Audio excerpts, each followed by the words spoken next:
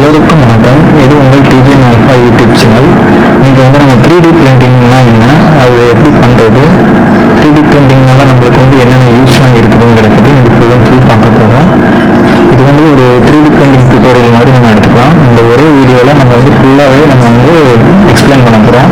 இந்த வீடியோ கொஞ்சம் லென்த்தியாகவே இருக்கும். வாங்க நம்ம 3D பிரிண்டிங் பற்றி நம்ம கற்றுக்கலாம்.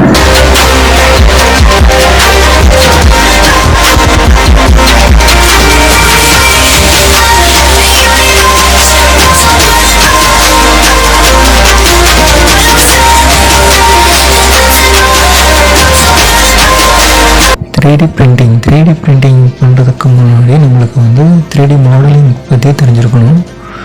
3D மாடலிங் வந்து நம்ம சாஃப்ட்வேர்ஸை யூஸ் பண்ணி தான் பண்ணுவோம். ஆனால் இப்போ நம்மளுக்கு 3D மாடலிங்க்கு முன்னாடி 3Dனா என்ன அப்படின்னு சொல்லிட்டு நம்மளுக்கு தெரியணும். 3Dனா வேறு ஒன்றும் இல்லைங்க, அது வந்து ஒரு டைமென்ஷன். நம்ம வாழ்ந்துட்டுருக்கதே பார்த்திங்கன்னா ஒரு 3D டைமென்ஷனில் தான் நம்ம வந்து வாழ்ந்துட்டுருக்குறோம். அதனால தான் நம்ம வந்து 3D அண்டர்ஸ்டாண்ட் பண்ண முடியுது. அது மட்டும் இல்லாமல் 3Dக்கு முன்னாடி உள்ள 2Dயும் அண்டர்ஸ்டாண்ட் பண்ண முடியும், 1 டைமென்ஷனையும் அண்டர்ஸ்டாண்ட் பண்ண முடியும். அது மட்டும் இல்லாமல் 0 டைமென்ஷனையும் அண்டர்ஸ்டாண்ட் பண்ண முடியும். ஆனால் 4th டைமென்ஷனில் வந்து நம்மளால் உணர மட்டும் தான் முடியுமே தவிர அதை அண்டர்ஸ்டாண்ட் புரிஞ்சிக்க முடியாது. நம்ம இப்போ டைமென்ஷனை பற்றி ஃபுல் அண்ட் ஃபுல் பார்க்க போகிறதுல நம்மளுக்கு இப்போ தேவை என்னென்னா 3Dனா என்ன அதுன்னு மட்டும் தெரிஞ்சப்போ 3D டைமென்ஷன் பார்த்திங்கன்னா XYZ ஆக்சஸில் தான் வந்து இருக்கும். அதாவது நம்மளால் இப்போ வந்து பார்த்திங்கன்னா முன்னாடியும் போக முடியும், பின்னாடி போக முடியும், left right up and down எல்லாத்தையுமே வந்து நம்மளால் உணர முடியும். அதுதான் 3D டைமென்ஷன். 2Dக்கு நம்ம ஒரு எக்ஸாம்பிள் பார்த்தோம்னா ஒரு பேப்பர் ஷீட் வச்சுக்கலாம். இதே வந்து 3Dக்கு ஒரு எக்ஸாம்பிள் பார்த்திங்கன்னாக்கி ஒரு பாக்ஸ் வந்து நம்ம எக்ஸாம்பிளாக எடுத்துக்கலாம். இது இப்போ வந்து நம்மளுக்கு வந்து 3D பற்றி ஒரு பேசிக் எக்ஸாம்பிள் தான் நான் சொல்லியிருக்கிறேன். நம்ம வந்து இப்போ 3Dயை பற்றி கொஞ்சம் புரிஞ்சுப்போம். அடுத்து வந்து 3D மாடலிங் பண்ணுறதுக்கு நம்ம தயாராகணும். 3D மாடலிங் பண்ணுறது வந்து நம்மளுக்கு தேவைப்படுறது வந்து பார்த்திங்கன்னா 3D சாஃப்ட்வேர். இதே வந்து மற்ற சாஃப்ட்வேர்ஸ்லாம் பார்த்திங்கன்னா பெய்டு வெர்ஷனாக இருக்கும். அதே வந்து நம்மளுக்கு பிளெண்டர் வந்து பார்த்திங்கன்னா ஃப்ரீ வெர்ஷன். நம்ம டேரெக்டாகவே டவுன்லோட் பண்ணி அப்படியே ரெடியாக நம்ம யூஸ் பண்ணிக்கலாம். அதனால் நம்ம வந்து பிளெண்டரை வந்து இப்போ டவுன்லோட் பண்ணிக்கலாம். அதோட லிங்க் வந்து நான் டிஸ்கிரிப்ஷனில் கொடுத்து வச்சுருக்கிறேன். நீங்கள் தேவைப்படுச்சுனாக்கி அதை டவுன்லோட் பண்ணி யூஸ் பண்ணிக்கோங்க.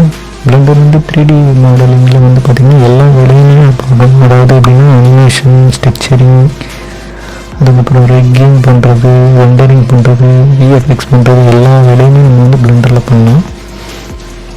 அதோட டுட்டோரியல்ஸ் நான் வந்து இன்னும் கொஞ்சம் மேக் பண்ணுறேன். இப்போ வந்து நம்ம 3D பிரிண்டிங்க்கான ஒரு மாடல் மட்டும் பண்ணலாம். நான் இப்போ வந்து என்ன பண்ண போகிறேன்னா 3D பிரிண்டிங்கில் ஒரு டெக்ஸ்ட் மாடல் தான் பண்ண போகிறேன். ஏன்னா நம்மளுக்கு வந்து இந்த வீடியோவுக்காக நான் வந்து ஒரு மாடல் மேக் பண்ண போகிறேன். அதுக்கு வந்து டெக்ஸ்ட் மாடல் தான் நான் இப்போ க்ரியேட் பண்ணி போகிறேன். பிளெண்டர் வந்து நான் ஆல்ரெடி இன்ஸ்டால் பண்ணிட்டேன். அதனால் வந்து எனக்கு நம்ம வந்து ஓப்பன் பண்ணிக்கலாம். இதிலேயே ஓப்பன் பண்ணோடனே வந்து ஒரு கியூபு, அப்புறம் கேமரா, அப்புறம் ஒரு லைட் இருக்கும். அதை வந்து நம்மளுக்கு தேவையில்லை. அதை வந்து நம்ம டிலீட் பண்ணிக்கலாம். டிலீட் பண்ணிவிட்டு ஷிஃப்ட் A கொடுத்த உடனே அதில் வந்து நம்மளுக்கு தேவையான அந்த மெஷர்ஸ், கர்வ்ஸ் எல்லாமே வந்து ஓப்பன் ஆகும். அதில் வந்து நம்மளுக்கு வந்து டெக்ஸ்ட்டுங்கிறத நீங்கள் இப்போ வந்து கொடுத்துக்கலாம். டெக்ஸ்ட்டுங்கிறத கொடுத்துட்டு உடனே டெக்ஸ்ட்டுங்கிற ஒரு மெஷ் வந்து நம்மளுக்கு தெரியும். அதை வந்து நம்ம எடிட் மோடில் போயிட்டோம்னாக்கி டெக்ஸ்ட்டை வந்து நம்ம நார்மலாக டைப்பிங் பண்ணியே வந்து மாற்றிக்கலாம். இப்போ வந்து நம்மளோட யூடியூப் சேனலோட நேம் வந்து நம்ம கொடுக்கலாம், டிவிஎம் ஆல்ஃபா அப்படின்ட்டு. நம்ம வந்து டிவிஎம் ஆல்ஃபா டெக்ஸ்ட் வந்து பண்ணியாச்சு. அடுத்து வந்து பார்த்திங்கன்னா நம்ம வந்து நம்மளோட லோகோவோட ஃபாண்டுக்கு வந்து மாற்றுவோம். நம்மளோட லோகோவோட ஃபாண்டுக்கு மாற்றியாச்சு. அதுக்கப்புறம் கொஞ்சம் எக்ஸ்ட்ரேட் கொடுத்து 2D ஃபார்ம்லேருந்து நம்ம வந்து 3D ஃபார்முக்கு இப்போ கொடுத்துருக்குறோம். அதுக்கப்புறம் வந்து நம்ம சைஸை வந்து செட் பண்ணணும். சைஸை செட் பண்ணதுக்கப்புறம் தான் வந்து பார்த்திங்கன்னா நம்மளுக்கு வந்து இப்போ இது வந்து ஒரு டெக்ஸ்ட் எடிட்டிங் ஃபார்மில் தான் இருக்கும். அதை வந்து நம்ம மெஷ்ஷாக கன்வெர்ட் பண்ணிக்கணும். மெஷ்ஷாக கன்வெர்ட் பண்ணிட்டோம்னா தான் நம்மளால் மெஷ்ஷாக வந்து எடிட் பண்ண முடியும். எடிட் மோடில் போயிட்டு அதுக்கப்புறம் வந்து நம்ம அதுக்கேற்ற மாதிரியான பிரிண்டிங்க்கு ஏற்ற மாதிரியான அந்த மாடலை வந்து நம்ம ப்ரிப்பேர் பண்ணணும். சைடில் சப்போர்ட் கொடுத்து கீழே வந்து ஒரு பேஸ் ஒன்று செட் பண்ணணும்.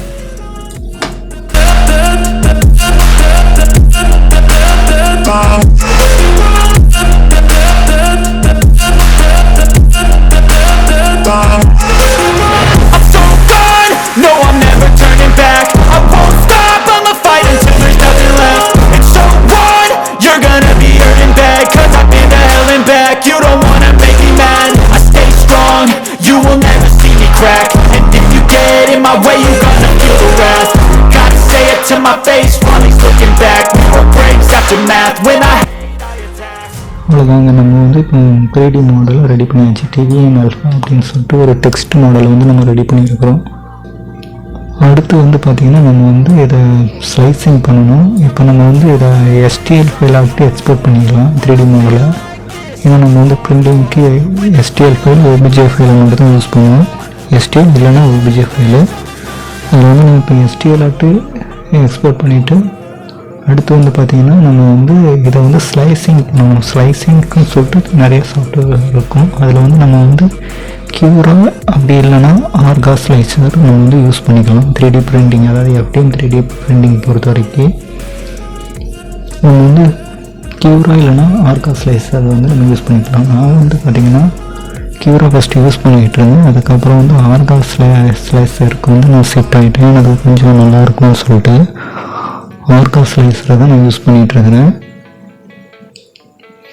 ஆர்கா ஸ்லைசரில் நம்ம வந்து மாடலை இம்போர்ட் பண்ண உடனே நம்ம வந்து ஆல்ரெடி சைஸை வந்து மென்ஷன் பண்ணனால அதுவே டிஃபால்ட்டாகவே அது வந்து உட்காந்த உடனே நம்ம வந்து நம்மளோட பிரிண்டர் செட்டிங்ஸ்க்கு ஏற்ற மாதிரி எல்லாத்தையும் செட் பண்ணிவிட்டு அடுத்து வந்து ஸ்லைசிங் ஆப்ஷன் கிளிக் பண்ணால் போதும், ஆட்டோமேட்டிக்காக ஸ்லைசிங் ஆயிரும். ஸ்லைசிங் ஆன உடனே நம்ம வந்து என்ன பண்ணணும்னா ஒரு பென்ட்ரைவில் 3D பிரிண்டருக்கான அந்த மெமரி கார்டை வந்து நம்ம மாட்டிக்கிட்டு அதுக்கப்புறமா பிசியில் கனெக்ட் பண்ண உடனே இதில் வந்து காட்டும். நம்ம அதுக்கப்புறமா வந்து இதோட G-கோட் ஃபைல், அதாவது இப்போ ஃபஸ்ட்டு STL ஃபைலை வந்து 3D மாடல் பிரிண்டர் சாஃப்ட்வேர்லேருந்து நம்ம வந்து எடுத்து எக்ஸ்போர்ட் பண்ணோம். அதில் இம்போர்ட் பண்ணி ஸ்லைசிங் பண்ணி நம்ம இப்போ என்ன ஃபார்மேட்டில் பண்ண போகிறோம்னா G-கோட் ஃபார்மேட்டில் வந்து நம்ம இதை வந்து எக்ஸ்போர்ட் பண்ணுறோம். எக்ஸ்போர்ட் பண்ணதுக்கப்புறமா அதை வந்து பென்ட்ரைவில் காப்பி பண்ணி வச்சு அதுக்கு முன்னாடி நம்மளோட 3D பிரிண்டரோட ஹீட் பெட்டை வந்து நம்ம கொஞ்சம் க்ளீன் பண்ணிக்கலாம். க்ளீன் பண்ணதுக்கப்புறமா வந்து பார்த்திங்கன்னா ஹேர் ஸ்ப்ரே வச்சு கொஞ்சம் ஸ்ப்ரே பண்ணிக்கலாம். ஏன்னா இது வந்து நம்மளோட 3D பிரிண்டரை கொஞ்சம் ஸ்டிஃபாக பிடிச்சி வச்சதுக்காண்டி நம்ம வந்து ஹேர் ஸ்ப்ரே யூஸ் பண்ணுறோம். அடுத்து வந்து பார்த்திங்கன்னா நம்ம மிஷினை ஆன் பண்ணிக்கலாம். ஆன் பண்ணதுக்கப்புறமா நம்மளோட மெமரி கார்டில் G-கோட் ஃபைலை காப்பி பண்ணிப்போம். அந்த மெமரி கார்டை எடுத்து 3D பிரிண்டரில் நம்ம கனெக்ட் பண்ணிக்கலாம். கனெக்ட் பண்ணோன்னு பார்த்தீங்கன்னாக்கி பிரிண்டுங்கிற ஆப்ஷனில் வந்து நம்ம 3D பிரிண்டர் டிஸ்பிளேயில் நம்ம ஓப்பன் பண்ணி பார்த்தா காட்டும், ஃபைல் காட்டுது. அதுக்கப்புறம் வந்து பார்த்திங்கன்னா நம்ம இப்போ இந்த 3D பிரிண்டருக்கு வந்து என்ன ஃபிலமெண்ட் யூஸ் பண்ண போகிறோம்னா சில்க் ஃபிலமெண்ட் யூஸ் பண்ண போகிறோம், கோல்டு சில்க் ஃபிலமெண்ட். அடுத்து வந்து பார்த்திங்கனாக்கி நம்ம ஹீட் செட் பண்ணணும். PLAயோட ஹீட் வந்து பார்த்திங்கனாக்கி 220 டிகிரி செல்சியஸ் வந்து ஹீட்டை வந்து PLA வந்து மெல்ட் ஆகும். அதனால் நம்ம வந்து 220 டிகிரி செல்சியஸ் வந்து செட் பண்ணிக்கலாம். இங்கே வந்து பார்த்திங்கன்னா ஹீட் கொஞ்சம் கொஞ்சமாக ஏறும். அடுத்து 220 செல்சியஸ் வந்து உடனே 220 டிகிரி செல்சியஸ் வந்து PLAக்கு வந்து மாசு ஹீட் வரணும். பெட் ஹீட் வந்து பார்த்திங்கன்னாக்கி 45 டிகிரி செல்சியஸ் வந்து பார்த்திங்கன்னாக்கி ஹீட் பெட்டோட ஹீட் வந்து டெம்பரேச்சர் வந்து இருக்கணும். இது வந்து ஒவ்வொரு ஃபிலமெண்ட்டுக்கு வந்து மாறும். ABSக்கு ஒரு டிஃப்ரெண்ட் டைப்பில் இருக்கும், PLAக்கு ஒரு டிஃப்ரெண்ட்டு, அப்புறம் PDGAக்கு ஒரு டிஃப்ரெண்ட் இருக்கும். அப்படி ஒவ்வொரு ஃபிலமெண்ட்டுக்கு ஏற்ற மாதிரியான டிகிரி கணக்கில் இருக்கும். ஓகே, இப்போ வந்து பிரிண்டர் வந்து நம்மளுக்கு ஓட ஆரம்பிச்சிச்சு, பிரிண்டிங் போயிட்டுருக்குது. அவ்வளோதாங்க, 3D பிரிண்டிங் வந்து அதுவே ஆட்டோமேட்டிக்காக நம்ம என்ன மாடலை பண்ணணுமோ அது 3Dயில் அதுவே வந்து பிரிண்ட் பண்ணி நம்மளுக்கு கொடுத்துரும். don't give a fuck what you say. Yeah, I'ma do shit my way. So you can go kick rocks, I'ma stack bricks up, build what I want to make. I got a lot of shit to say, so I'ma do this every day. I'll be writing things until I'm fucking buried in my grave. 6 feet deep under, but my body won't decay. Cause my messages are timeless, so they'll put them on display. Oh yeah, I rap with a certainty, I have a sense of urgency. A message for eternity, for everyone internally. I had some people burning me, but now they fucking learn to see I ain't the one to fuck with. Now they looking nervously, and I don't really care what you think of me respectfully. You can kick rocks if you think you're fucking better. See, I will outwork you, turn you to an 3D printing வந்து பார்த்தீங்கன்னாக்கா complete ஆகிடுச்சு. இப்போ வந்து நம்ம அந்த heat பெட்டில் வந்து எடுக்கலாம். அதுக்கு வந்து நம்ம தோசை எப்படி எடுப்போமோ அந்த மாதிரி தான் எடுக்க போகிறோம். சைடில் கொஞ்சம் ஸ்டிஃபாக இருக்கும், அதனால் கொஞ்சம் அழுத்தி நம்ம எடுத்தால் போதும், ஆட்டோமேட்டிக்காக அது கைக்கு வந்துடும். அதுக்கப்புறம் சப்போர்ட்டாக இருக்கக்கூடிய அந்த ப்ரூமுக்கு வந்து இந்த ஃபிலமெண்ட்டை வந்து நம்ம எடுத்துடலாம். எடுத்துகிட்டு போஸ்ட் ப்ராசஸிங்கில் கொஞ்சம் இருக்கும், அதெல்லாம் பிச்சு எடுக்கிறது தான் கொஞ்சம் போஸ்ட் ப்ராசஸிங் நான் சொல்கிறேன். இதை நம்ம டீட்டெயிலாக பண்ணோம்னா அது போஸ்ட் ப்ராசஸிங் ஒர்க்கு. இது வந்து ஹீட் கண்ணை வச்சு நம்ம மெல்ட் பண்ணி எடுத்தோம்னாக்கா அது போயிடும், இந்த நூல் இருக்கிறது.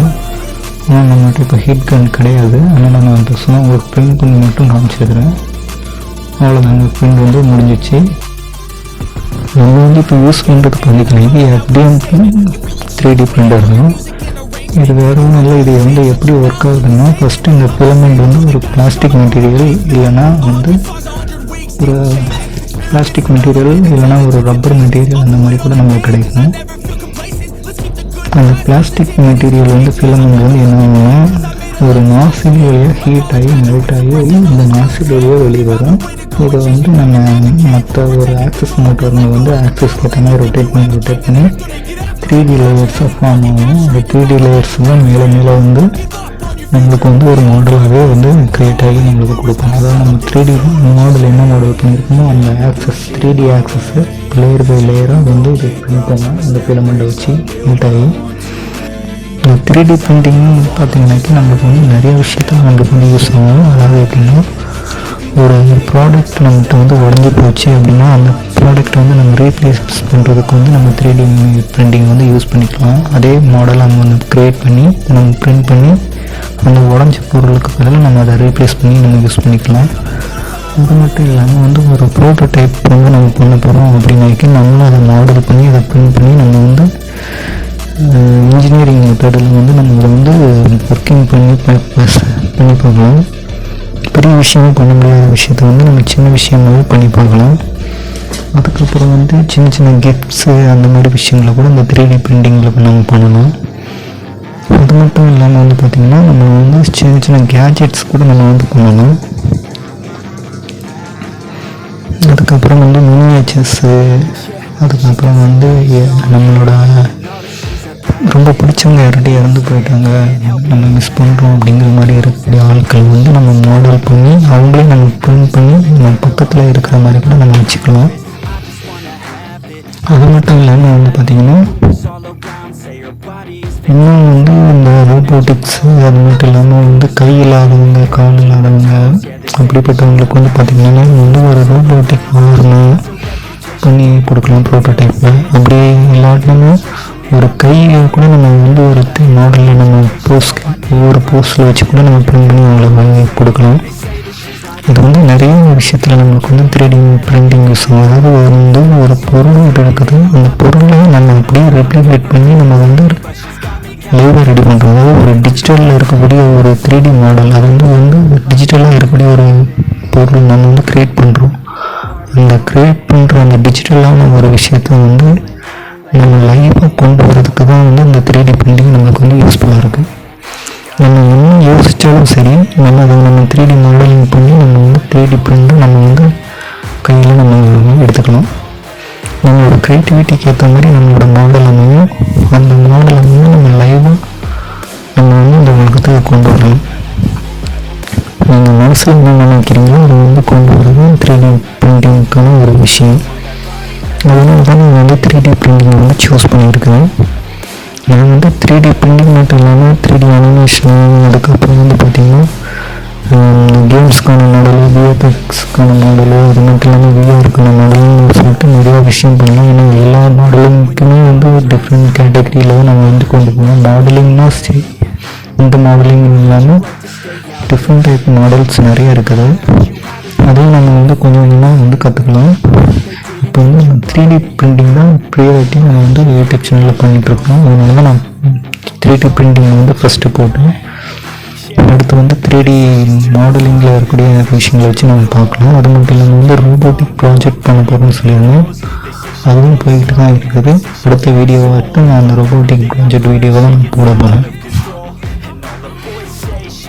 எனக்கு நீங்கள் எல்லாம் சப்போர்ட் பண்ணுவேன். நான் வந்து இன்னும் என்கேஜ்மெண்ட்டாக வந்து ஒர்க் பண்ணுவேன். அது இல்லாமல் நான் ஒர்க் போயிட்டுருக்கறதுனால டைமுக்கு போடும்போது ரொம்ப டிலே ஆகி தான் வீடியோ போட்டுட்ருக்க முடியுது. ஒரு 2 மணி நேரத்துக்கு ஒரு டைம் தான் நான் வந்து ஒரு வீடியோ மேக் பண்ண வேண்டியிருக்குது. அது மட்டும் இல்லாமல் வந்து பார்த்திங்கன்னா ஃபைனான்ஷியலாக வந்து இருக்கிறதுனால நான் வந்து இந்த ப்ராடக்ட்ஸை வாங்கக்கூடிய டைமிங் பார்த்திங்கனாக்கி ஒரு 2-3 மாதம் பட்ஜெட்டை ஒதுக்கி தான் நான் வந்து வாங்க வேண்டியிருக்குது. அதனால் கொஞ்சம் வீடியோ வரதுக்கு டிலே ஆகும். பொறுமையாக இருந்து வெயிட் பண்ணி பாருங்கள்.